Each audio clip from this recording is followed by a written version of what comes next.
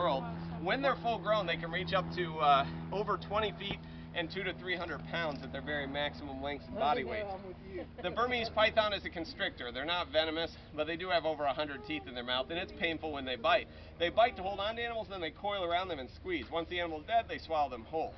These snakes are originally from southern Asia, but there are now over 100,000 of them in southern Florida in the wild. People dump them in the wild, and now they're eating a lot of our wildlife. They've been found with full-grown white-tailed deer in their stomachs, alligators up to 5 to 6 feet long, dogs, cats, birds, and many other animals. It's a big problem in Florida.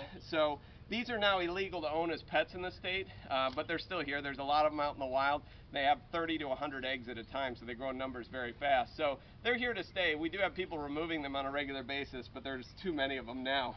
My point is, very bad idea to release your pets in the wild. This is a great example of an animal that's gotten completely out of control because people were irresponsible and released their pets. So make sure not to dump your pets in the wild. This python here is pretty friendly. His name is Butter, and if you want to pet Butter, you can pet him, but go towards the tail. If you go backwards, it hurts their scales, so go towards the tail. If you'd like to pet him, you can pet him if you like. Nobody? Yeah. Don't all run up at once. Oh, Yeah, he's cool right now. He was in the water a little bit ago and back out now. But yeah, Butter is a pretty friendly python. He's still growing. He's only 11.5 feet and probably about 65, 70 pounds. He's still growing. He'll get up to maybe 13 or 14 feet and probably around 100, 120 pounds or so when he's full grown. I'm not entirely sure because we don't know his full backstory. He was a rescue, and the people that had him illegally. They turned him over to a reptile rescue. He had burn marks on his body. He was emaciated.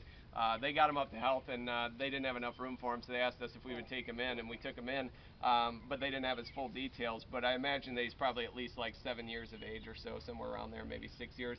They can live up to 20 on average, sometimes up to 30 if you take really good care of them. So. And they eat just meat, they don't eat... Yeah, they're carnivores. Yeah, they just eat animals.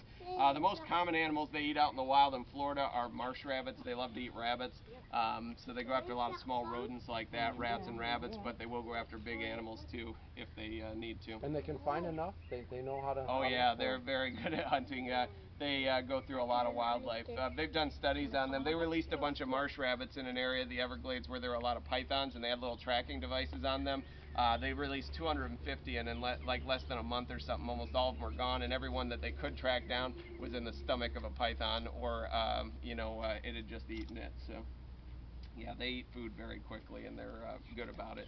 They can go for long periods without food, though. A full-grown python that has eaten well can go up to a year without eating a single thing. So that's one of the other reasons why they're so successful at surviving in different situations. The Everglades is perfect for them. It's very, very rural. The habitat's great, and the temperatures are perfect. Lots of water and lots of animal life to eat. Any other questions? All right, so I will put the Burmese python back. Again, this is Butter.